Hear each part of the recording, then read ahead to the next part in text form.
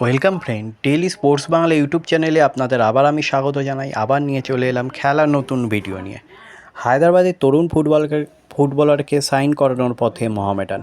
আগের সিজনে I league জয় করার সুবাদে এবার দেশের প্রথম ডিভিশন লিগ তথা আইএসএলে অংশ নেবে মোহামেডান স্পোর্টিং ক্লাব। তাই অনেক আগে থেকেই দল গঠনের কাজে হাত দিয়েছিল সাদা কালো শিবির। এই মুহূর্তে দাঁড়িয়ে যাদের অধিকাংশের সঙ্গে চুক্তি সম্পন্ন করেছে রেড রোডের এই ক্লাব, আগামী কয়েকদিনের মধ্যেই একে একে নতুন ফুটবলারদের নাম ঘোষণা করবে ব্ল্যাক প্যান্থার্স। অন্যদিকে বেশ কিছুদিন সপ্তাহে পুরনো বেশ কিছু ফুটবলারদের বিদায় জানালো দল, যাদের মধ্যে ছিল বিদেশ্বর সিং থেকে শুরু করে আভাস থাপাসহ করণদীপ সিং, কোজলভের মতো ফুটবলার থেকেছে এই তালিকায়। তার বদলে এবার দলে এসেছে সজল বাগ সহ একাধিক ফুটবলার। মূলত কলকাতা ফুটবল লিগের জন্য তাকে দলে নেওয়া হলেও পারফরমেন্সের ভিত্তিতে সিনিয়র দলে প্রমোট করা হতে পারে তাকে। পাশাপাশি আফ্রিকান ফরওয়ার্ডের দিকেও নজর রয়েছে তাদের। এসবের মাঝেই কাশ্মীরের এক তরুণ লেফট ব্যাককে চূড়ান্ত করে ফেলেছে মোহামেডান স্পোর্টিং ক্লাব।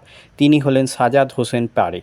গত সিজনে সিংতোর হায়দ্রাবাদ এফসির জার্সিতে খেলতে দেখা গিয়েছিল এই তরুণ ডিফেন্ডারকে। 10টির বেশি ম্যাচ খেলে একটি গোল করার রেকর্ডও রয়েছে তার ঝুলিতে। হিসেব অনুযায়ী আগামী 2026 পর্যন্ত এই ফুটবলারের সঙ্গে চুক্তি থাকলেও তাকে এবার বাড়তি ট্রান্সফার ফি দিয়ে দলে টানছে সাদা কালো শিবির। তার উপস্থিতি নিঃসন্দেহে প্রভাব ফেলবে দলের খেলার মধ্যে। তাহলে এই হলো আজকে আমার ভিডিও। তাহলে আবার বলছি, আমার চ্যানেলটা যদি আপনাদের ভালো লেগে থাকে অবশ্যই আমার চ্যানেলটিকে সাবস্ক্রাইব করুন, পাশে রাখা বেল আইকনটিকে ক্লিক করে দিন যাতে সবার প্রথমে আপনারা আমার ভিডিও দেখতে পান। ধন্যবাদ।